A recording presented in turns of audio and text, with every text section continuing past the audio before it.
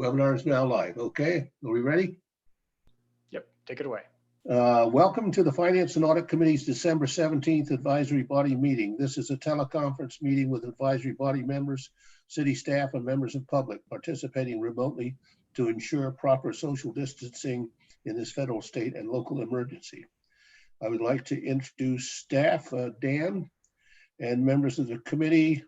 I think they're all here, so I don't need to introduce. Dan, would you please provide instructions for the Finance and Audit Committee and members of the public on how to join the meeting? Yes, so thank you, Chair Shepard, members of the advisory body. Welcome to everyone to the December 17th meeting of the Finance and Audit Committee. Thank you for attending. At this time, we ask that members of the advisory body please remain on screen for the duration of the meeting. You will control your own webcams and microphones. As the staff liaison, I will also remain on screen during the meeting to facilitate conversation and display necessary content. For members of the public who are in attendance and wish to provide public comment, after the chair calls for public comment on the item you wish to speak on, please engage the raise hand feature. I will then have the ability to open your microphone and you can provide your public comment to the advisory body. So this concludes the instructions and I return the meeting to you, Chair Shepard. Under regular business, the Finance and Audit Committee considers recommendations from city staff on policy matters or administrative actions that require Finance and Audit Committee approval. Our first item, C1, is a review of the comprehensive annual financial report for the fiscal year ended June 30, 2020, and to approve recommendations to City Council. Staff liaison Dan, would you please introduce this item? Sure. So there is no report for this one as it was transmitted to the members of the Finance and Audit Committee. The CAFR was transmitted for your review.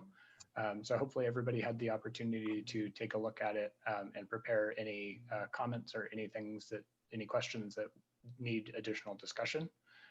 Really the goal of this item is to pose questions for areas or items where additional context may be beneficial for community understanding of the city's financial position. Identify areas of interest which should be given additional attention, and to recommend formatting or stylistic changes which may be incorporated into future CAFR documents. So the CAFR will be transmitted to City Council at their first meeting in January, scheduled for January 12th at this point. And in that report, any items that the Finance and Audit Committee identifies as important to highlight outside of what is already available in the CAFR, sort of for that shortened report version, this is really the opportunity to identify those and have a discussion around it. And of course, we also have the opportunity to answer any questions you have, whether or not the Finance and Audit Committee decides that those are important to highlight to council or members of the community.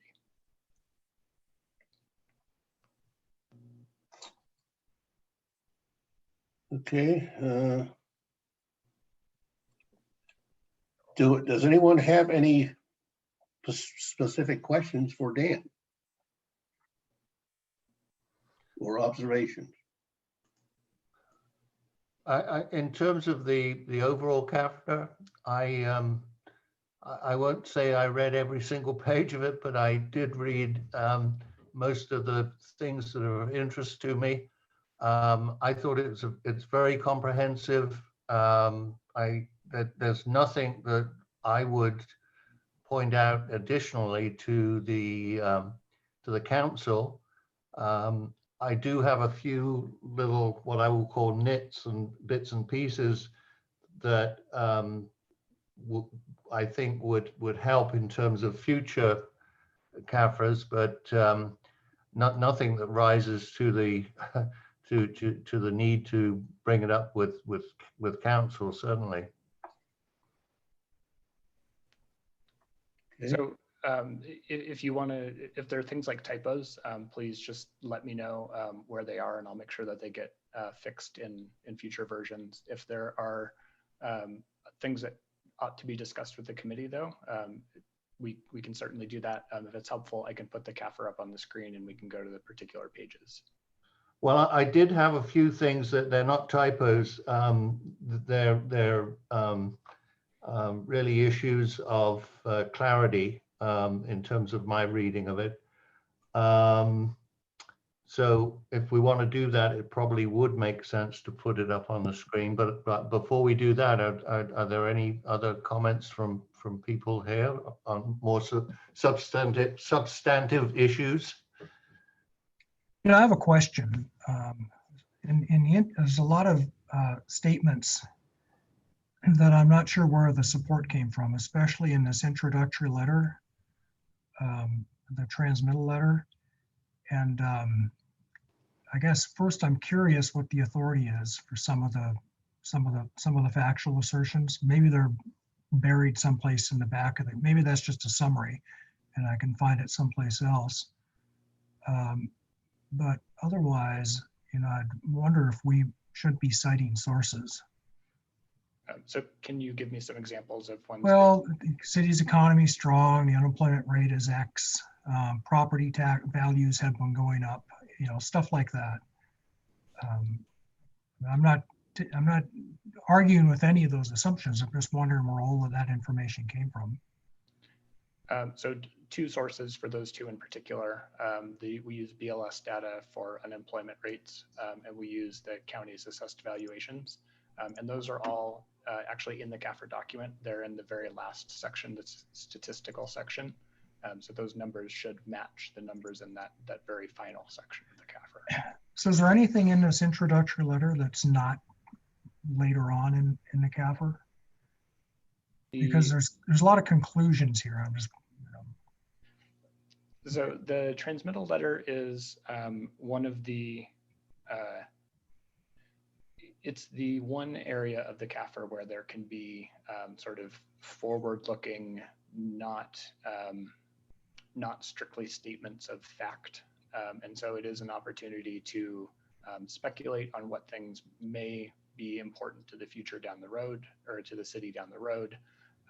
There are some sort of more qualitative views of things that end up in the transmittal letter, because that is not permitted in other sections of the CAFR, which really are, you know, strict statements of fact. Yeah. Okay. Dan, who writes that transmittal letter? Is that Starler or is that you? It's a collaboration. I do a first pass of a portion of the draft. Starla reviews it, provides comments, adds in anything that she finds important. We do have a team that makes sure that everything that's in there is supported or has some source. And sort of to the point of citing the sources in the statistical section, they are cited there. Roger, are you comfortable with Well, I'm more about process here and process and presentation. I just want to make sure that we can support some of the conclusionary, even if they're forward-looking and if they're opinion. For example, right in the last paragraph, the city's financial situation is strong. I'm not arguing whether it is or not. I just want to make sure everybody agrees on that. There's nothing, you know, really arguable or controversial in this transmittal letter. And I think what you're telling us, that's a good question, Ron. If it's a group effort, I assume you had consensus on everything that went into it. Is that right, Dan? I mean, it would ultimately be Starla that gives the direction on it, but I don't think that there's anything in here that there was disagreement, at least on the staff side of things. Yeah, okay. The way I read that particular comment about it being strong, and I think there was also another comment about it being comparatively strong, which I took to mean versus other similar cities. The way I took that in the overall discussion was that even though we were saying that this has been a difficult year because of COVID, that it hadn't really diminished the financial strength of the city. And I was actually quite pleased to see how little the financial impact had been, given what we've all been through here. So two points on that. So I would say that one of the major measures that we would use to say how strong the financial position is really the credit rating of the city. There's no expectation that the credit rating has changed. It is a AAA rating that was done during the bond refunding most recently. So it's a current rating, and there's no expectation that it will be downgraded.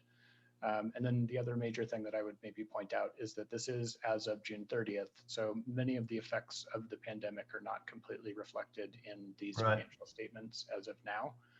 And I think that that was noted in the letter as well. And then maybe the follow-on piece to that would be that the council did take very decisive action. And so that was a lot of the reason that the city's financial position has not been affected as much as some others might have been. And then of course that the city started out in a very strong position. So there was a little bit more sort of cushion room, if you will.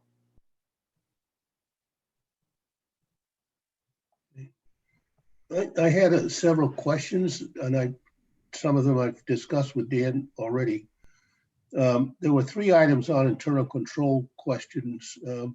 One was the general liability insurance premium of, I think, about $500,000 was not recorded. The auditors, I don't know, it was recorded as part of, I guess, an audit adjustment.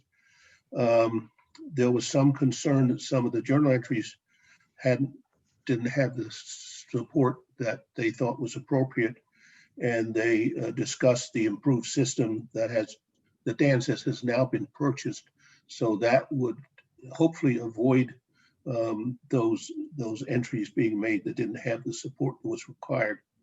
And then there was the third one was there was a $120,000 duplicate service charge by the water department. And my concern was not that it was a duplicate charge, but the concern was, doesn't the water department and department heads get periodic financial reports? So they can look at them and say, I mean, if I was in charge of the water department, say, wait a minute, that 120 grand, where did that come from?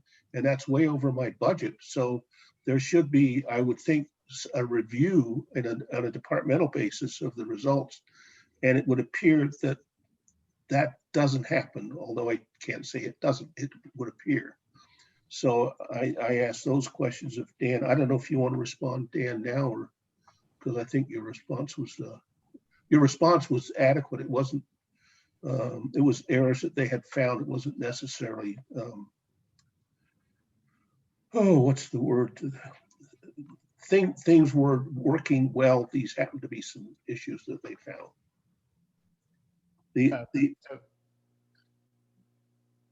Oh, Dan, did you want to speak to that before I go on? Sure. So I think this really highlights the role of the independent auditor, which is they are another set of eyes to make sure that the city is doing things correctly. And certainly the goal is to have accuracy and to do things correctly. And there are structures in place to ensure that they do, but that is not, nobody is 100%. So in that document, there were also management responses to each of those.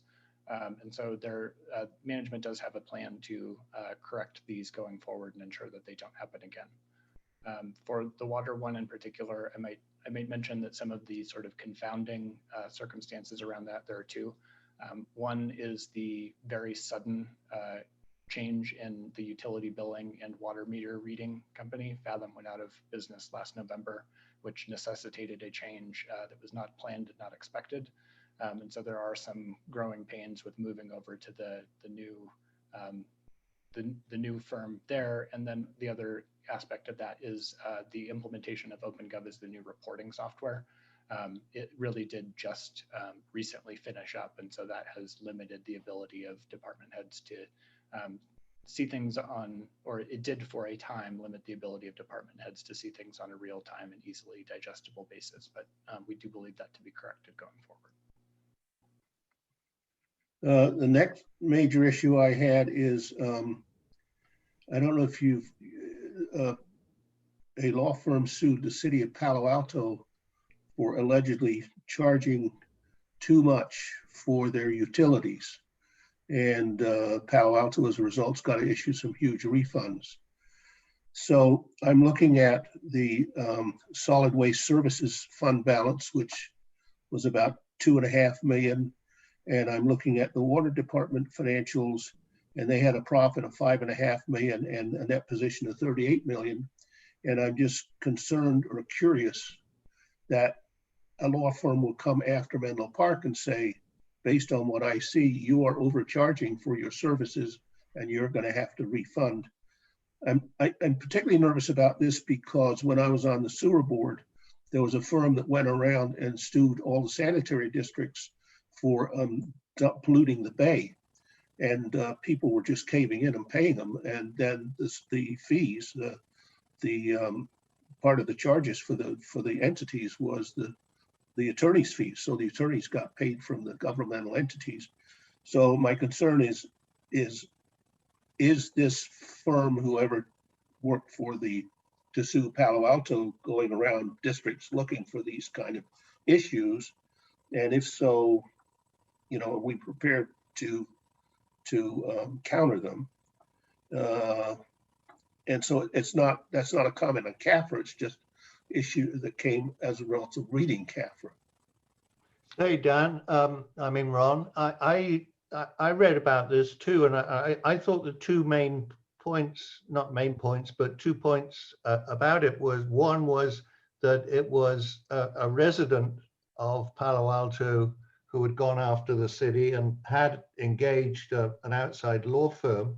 But the big issue seemed to be that money had been transferred out of the revenue fund for the provision of gas and transferred into the general fund. And they were using that as the lever to say, well, you must have overcharged if you could take money out of the gas fund and put it into the general fund. Yeah, but that's what these law firms do, is to find a citizen so that they can represent. Is that right? And it comes back to Prop 2. I mean, all of these fees are supposed to be approved by Prop 208. So, and Prop 208 states basically that you can charge for services, but at cost. They're not supposed to be profitable, because that would be a way to get around property tax increases that you are limited.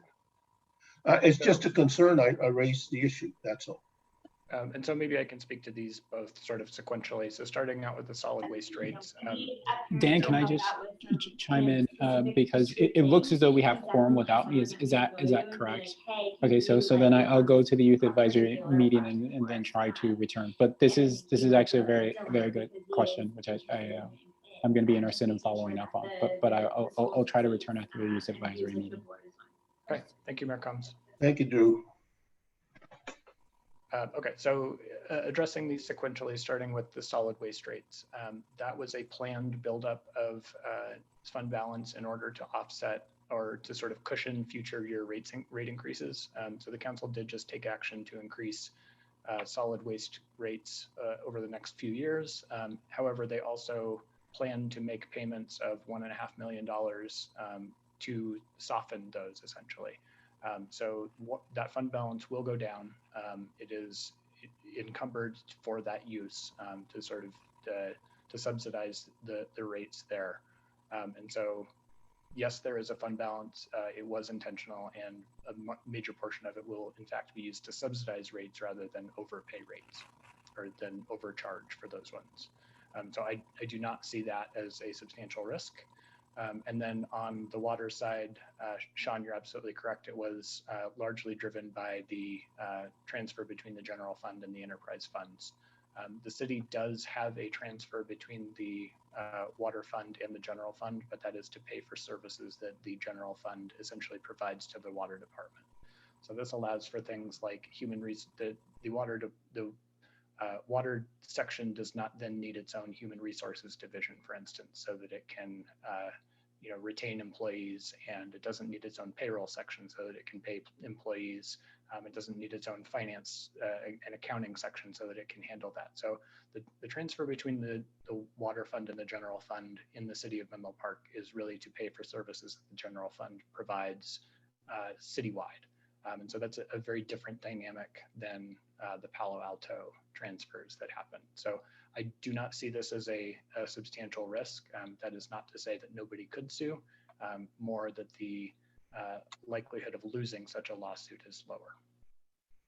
But if you're transferring funds to cover expenses, that wouldn't show up as a profit because the water fund had a $5.5 million profit last year. So that, I mean, even though you're transferring money, it would be for expenses that would, I would presume, would go on the water fund's income statement. You're right, and I forgot that other aspect of it, which is that funds which do capital work. So the water fund, we treat it as two funds. We treat it as operations as well as capital, but they roll up into a single fund for purposes of financial statements. It is not at all unusual for fund balances to increase in those capital funds as funds are essentially saved for future projects and then decrease in some years. So it is absolutely not atypical for a fund balance to increase in one year, decrease in another year. And so there are many planned water projects, water capital projects, which do need the funds, which in a given year may exceed, the revenues may exceed expenses in that year. I'm not saying it's wrong. I'm just saying I have a concern that somebody could come after you. Other than me. Then I have another question on note 2 of the financials. It lists the investments, Dan, and I thought we agreed that that list would also include the business of the insurer, because some members of the prior Finance and Audit Committee were concerned they didn't want to invest in companies that made bullets and things like that. So I don't know if my memory's incorrect or not. It just, I thought. So that is a change that has been made to the investment reports that go to City Council on a quarterly basis. That is included in those reports. It's not included in the CAFR as the. Does the public have access to those reports? Yep, they're posted on the city's website. Okay. And you're right, that was a recommendation from the Finance and Audit Committee previously, and a change that has been made to show those the breakdown by business sector. And then the last item I have, which you're going to say is on his white horse again. I look at note 12, and this is all related to pensions and OPEB. And the discount rate is 7.15. The real rate of return is much less. And there is a listing of assets that CalPERS has and the expected investment return on those investments. And it no way adds up to 7.15. And then to support that, OPEB discount by CalPERS is 6.75. So they've already reduced it for OPEB. And my concern is that the pension funds are not adequately financed. And so that you're going to have a big come to the actuary meeting where you're either going to have to start paying a lot more into CalPERS. And I know you have a side fund, but my concern is that you have to respond to what CalPERS kind of advises strongly. And I think they're leading you down a slippery slope. So I think the council, in my view, ought to be made aware that there can be some huge liabilities here that aren't recognized. And so I think that the main thing here is that for purposes of the CAFR, CalPERS sets the discount rate. And so. Oh yeah, no, I know that, yeah. But when they drop it to 6 or 5.5, there's a huge liability on everyone, not just Menlo. That's a concern I have. Okay. I'm off my white horse now. Does anyone else have any questions, observations? Yeah, and this is Theo Keith, and I apologize first of all for being late. And I don't really have a very good excuse for it, but that's the fact.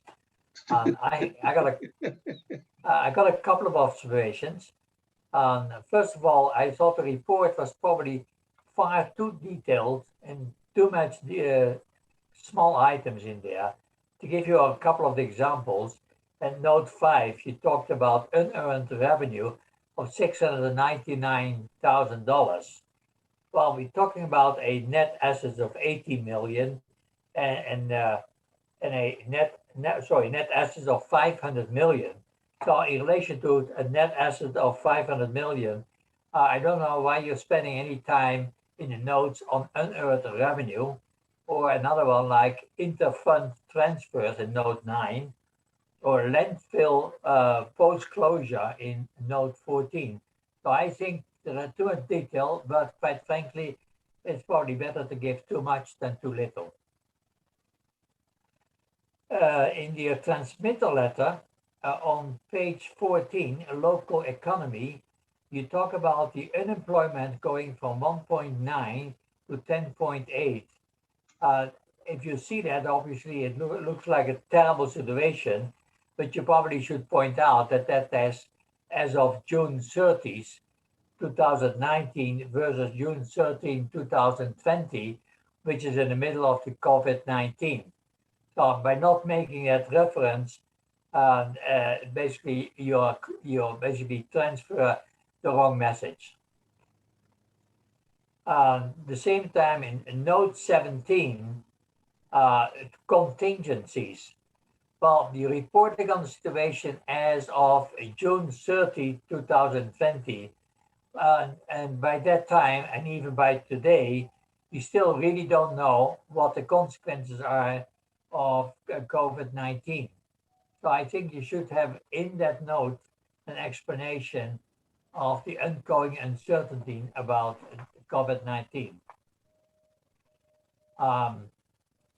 Last point, minor one, you're referring in the report to COVID-19 as well to coronavirus. I think you need to decide what you want to use, coronavirus or COVID-19, but you should use the two names for the same problem. In the report that I downloaded on page 13, page 53, the text is on a different page from the numbers, but it may be just a question of the printing. Pagination issue. Is that in the report? Is that actually in the report, Dan, or is that just the way it came through to us? So I thought we addressed the pagination issues, Sean, since you pointed that out to us, that they were, the adjoining pages were not lined up. So if you view it as a side-by-side view, that is how it would look while printed. And it is the expectation that you could open it all the way and then read across from one page to the other. They were misaligned in the prior CAFR, and Sean pointed that out. So I thought that we addressed that.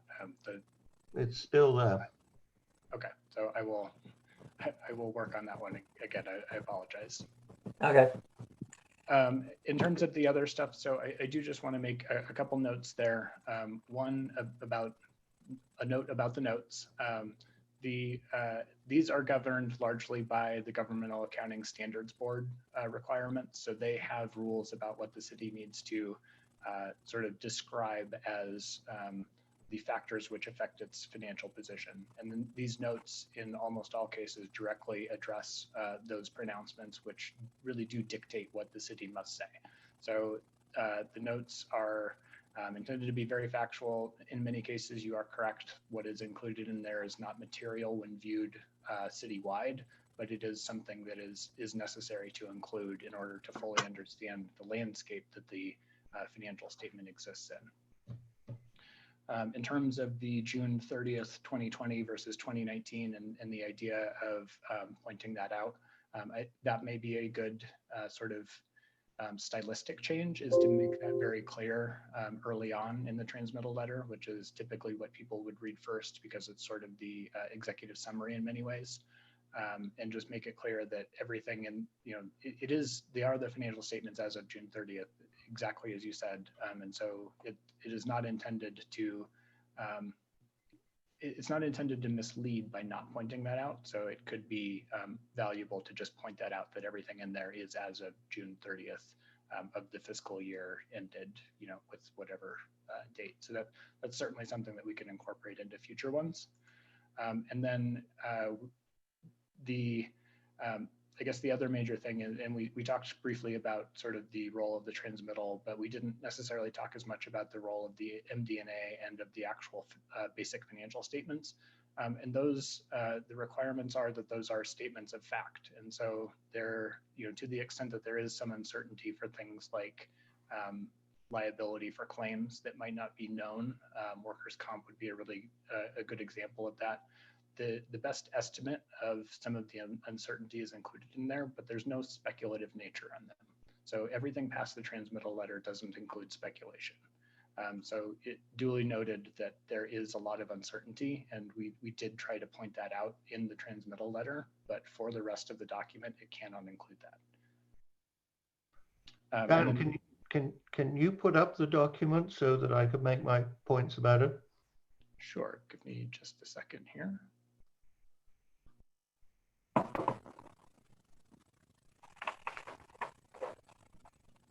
So you'll probably, okay, can you see it now? And I can make it bigger. I think Can you go to page 61?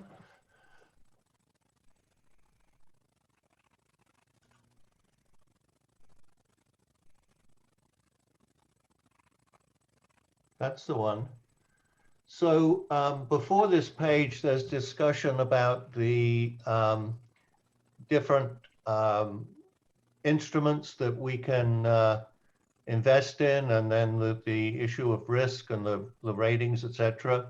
And then we go through this little note about credit risk, and we talk about, I don't know how to pronounce this, but the local agency investment fund, is that LAIF or what? How do you count? Colloquially, LAIF. LAIF.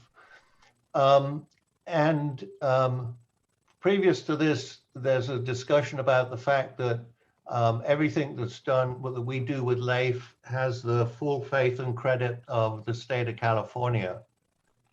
And then we get down to this table, and I don't know what this table is. I don't know if these are the specific investments that LAIF is making on our behalf, or if this is a full list of everything they invest in. And I think that there would be a good reason to have like a one-line introduction to what this table is.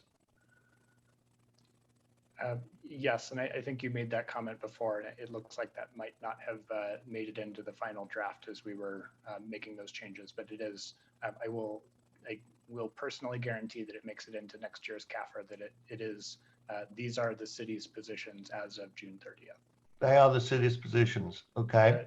They are not LAIF. You can find what LAIF is invested in if you go to LAIF's website, and they do have a list of sort of their breakdown of what they're invested in, but these are the city's positions. Right, and so we don't really specifically rely on the fact that PPG Industries is rated BBB+. We rely on the fact that it's state of California guaranteed, right? So this one is not. This one is a corporate bond. It is a position that the city itself owns rather than through LAIF. Oh, really? Yes, and this we did have one downgrade that happened after purchase, and based on the Finance and Audit Committee's review of the investment policy, there was a clarification that was added to say that the city is not required to divest of positions which through the course of ownership have a downgraded credit rating, as long as they meet the required credit ratings at the time of purchase. The city is not required to dispose of them if their credit rating is reduced. So our investment advisor did say that there did not seem to be substantial risk that it would be recommended to divest from that position, and so that's why this one isn't. I believe that's this one, but I can follow up with you on that. Well, the BBB+ rating, it's still investment grade, so it's still an investment grade security. Right. Yes, and so the city only invests in extremely low risk positions. Okay. Then if you could scroll down, I think it's a page or two later. I'm looking for note 2E. Yeah, here it is. Investment valuation. there's a statement in here, if I can find it. It says investments included in LAIF, etc., are not subject to fair value measurement. Yet there's discussion previously in note 2C of the fact that, that there is a mechanism by which a factor is used to adjust those investments. And although they may not be mark to market, the fair market valuation on an individual bond by bond basis, overall there is a valuation of them. Correct? Yes. So LAIF also has a functional maturity of just a single day. So the balance is essentially the fair market value. It just seemed that this statement saying that they're not, that the LAIF is not subject to fair market value measurement is in contradiction of what we're saying in footnote, in note 2C, where they provide that factor.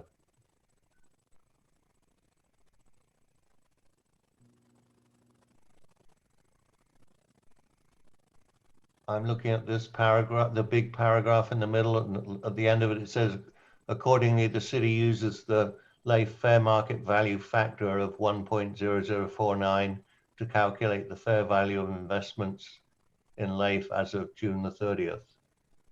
Am I missing something there? No, I think that it's, so I don't think that's necessarily in conflict, but I do agree that it's a little unclear. Okay. All right, and then my last point was on page 83. And this one really is a nit.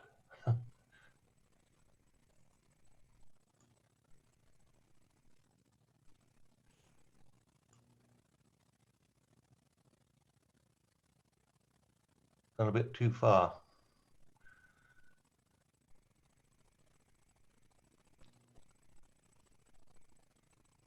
So I'm sorry, page 82 or 83? I think it's 83 based on the page count, but not on the document. Oh, okay. Do you have the number at the bottom of the page? No, because I don't have it up. Oh, okay. And what was the note on? Post-retirement benefits, I believe. Okay, so I think that was actually 83. Oh, it is? Okay. Oh, 82 and 83, yeah. Can you go to 83 then? It's just in this table here. I'm just reading across, it says, there's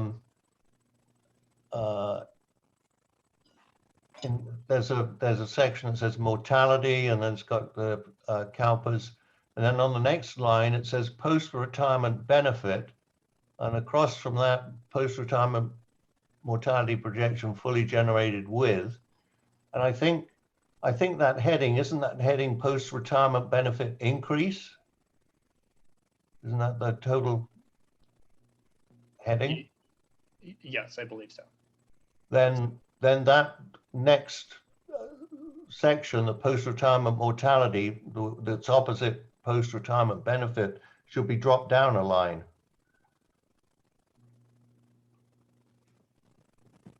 So there's clear. But it's two lines as well. All right. Well, that's not how I'm used to reading charts, where you read one line. It's not clear. So this is absolutely something that we can work with the auditors to clarify that, and it might be something as simple as basically putting in lines to distinguish between the boxes, or just changing the formatting so that it's fully justified, or otherwise addressing it. But I will certainly write down that that is something that we can make more clear, so that it's not onerous to read and understand the meaning on it. Okay, that's all I had. Okay, are there any other questions, comments? Okay, thank you, Dan. Is there any public comment on the item? Give me just a second and I will open it to public comment as soon as I figure out how to stop sharing my screen.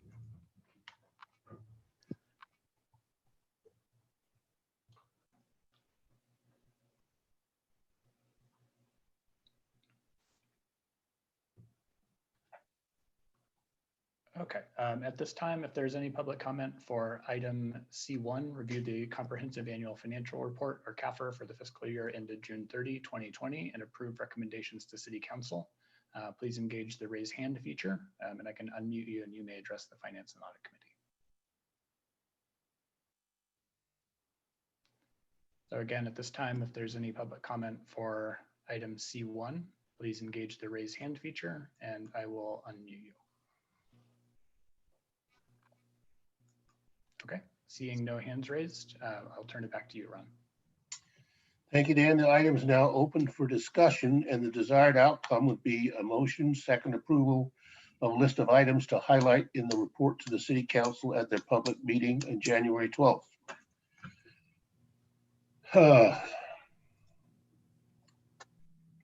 What items of substance do we have that we'd like to point out?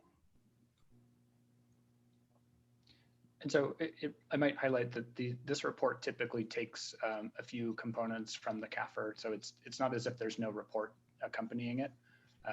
So there is one and it will sort of highlight some of the main things that are highlighted typically in the transmittal letter or the major themes from the year.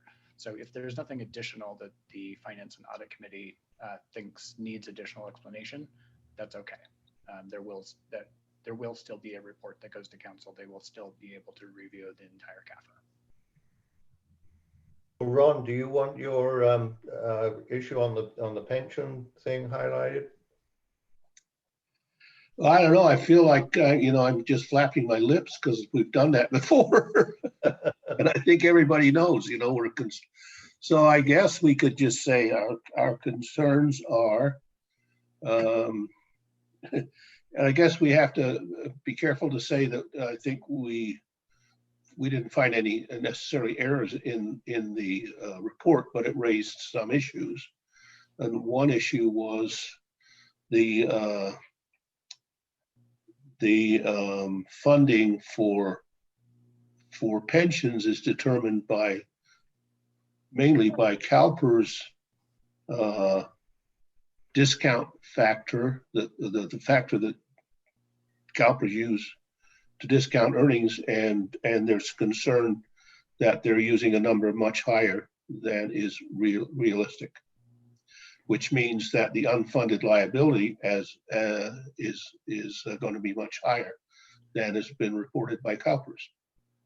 So if I may, for purposes of sort of for the CAFR, this is one of the areas where there is no flexibility. The number that is in there is the number that is required to be there. No, I understand that.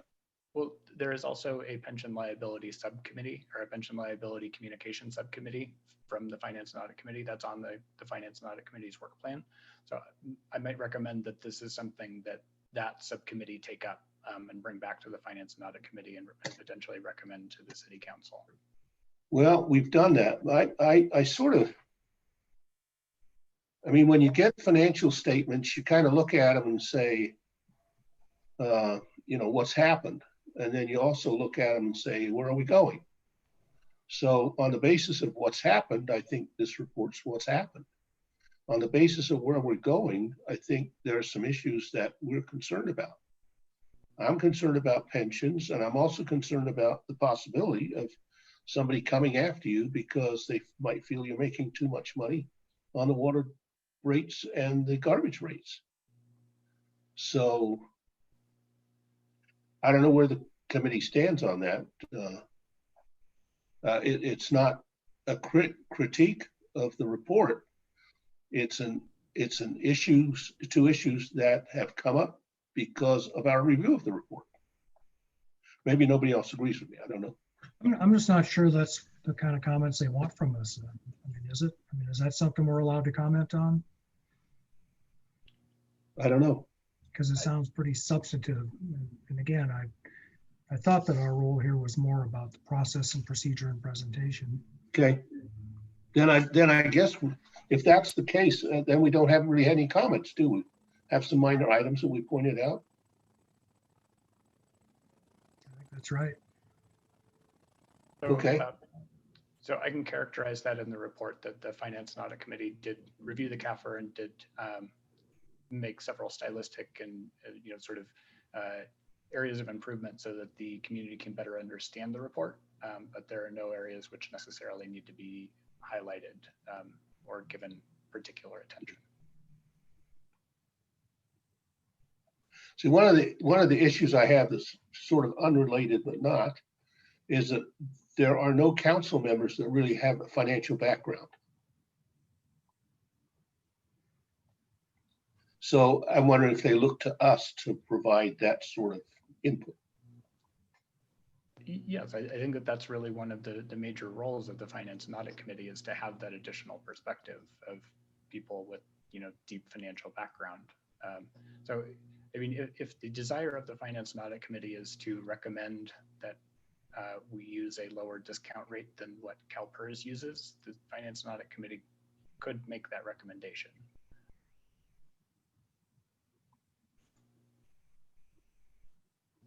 I'm not getting any positive feedback. So maybe, Well, no, Ron, I agree with you. maybe I'm rowing upstream.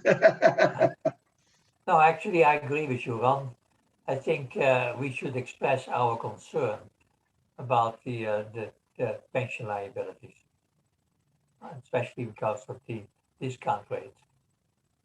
Maybe the way we would do that would be to run the numbers with the lower discount rate and just present that to the council, saying, here's another view of what our liability is compared with what we would expect these assets to yield over time. But it wouldn't be as part of this CAFRA. It would be as a separate, another reminder. I mean, we've been down this route before, but now we've got the program to be able to run the numbers and basically say, here's where we are. What do you want to do about it? Well, there is a footnote in the. There is a footnote. I'm sorry. It's not going to make any difference to what we do with CalPERS. It's only a question of what in addition we would do. Yeah, there is a footnote in the report that says if the discount rate is changed 1%, here's what the changes are. So I don't know, maybe I'm.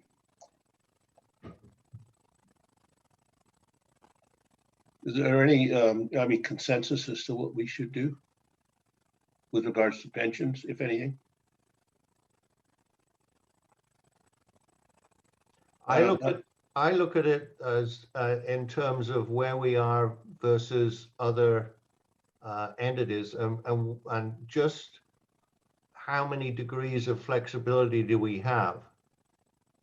And it's a big problem for all communities, and I wouldn't want to see us hamstringing ourselves in terms of what we can do in terms of providing services, and because that's the big rub on this. If you say, okay, I'm going to go to 100% coverage in the next 5 years, where are you going to make the cuts? Yeah. Well, maybe we can, when we make our report to the council, we can just talk about pensions there. Not our concern. I see some head shaking. Yep. Why don't we wait and do it then? Yep. Okay. So I guess where I think the consensus is, thank you, factual report. We had a few comments, and it raised a few issues related to the future that we will report on later. Does that?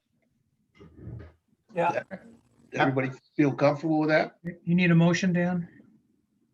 I don't think so, because it doesn't sound like there's, Or, I mean, if you would like, we can certainly do a motion to, transmit the report to council, not to highlight anything in particular, but to make the changes that were discussed stylistically. Yeah.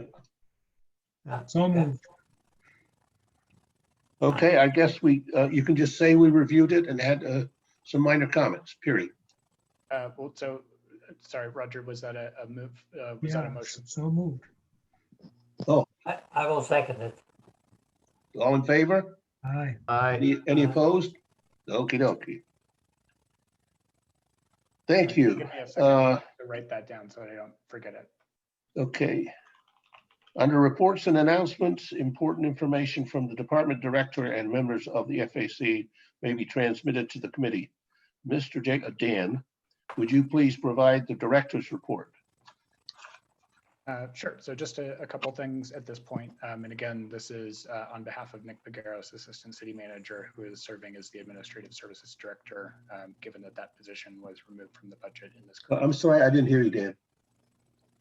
Sorry, yes. So this is on behalf of Nick Pegueros, Assistant City Manager, serving as Administrative Services Director because that position was removed from the budget. Okay. So just a couple things. The first one is that City Council did do its reorganization earlier this week. So former Vice Mayor Combs is now Mayor Combs, and former Council Member Nash is now Vice Mayor Nash. So do just want to make sure that everyone. So just wanted to share that there were no exits or entries to the Finance and Audit Committee. So both Mayor Combs and Councilmember Mueller will remain on the Finance and Audit Committee for this year. And then the other major thing is, so just an update on the financial accounting software upgrade. As I believe that everyone knows, the Finance and Audit Committee did recommend moving forward with this. Council did approve the purchase of a system. And so staff is in the process of implementing that right now. So in the earlier stages, the chart of accounts has been done. We've had a number of training sessions on the new tool and are very, very excited about the functionality going forward. So it should really reduce a lot of the many of the concerns that staff have had with the current system, the ability to work remotely being the major upgrade there, but also the ability to have many of the records in the same place, all stored in one system, which we believe will increase visibility more than anything else. So really just wanted to give an update on that, but we're very excited to be moving forward on that project. Great. Okay. Under item D2, individual committee members as well as subcommittees identified by the FAC folks on work plan items may report. Are there any reports at this time from any of the subcommittees or any of the members have any comments? No report from ours. Pardon? We don't have a report. My subcommittee Okay. does not. I don't have a report. I guess there are no reports. Okay. So that having been done, thank you all. Thank you, Dan, for your help, actually for running it. So the meeting is now adjourned. Thank you very much, and all of you have a very Merry Christmas and a Happy New Year. I know that's not politically correct. Everyone. Okay, meeting adjourned. Bye-bye. Bye now. Merry Christmas. Thank you.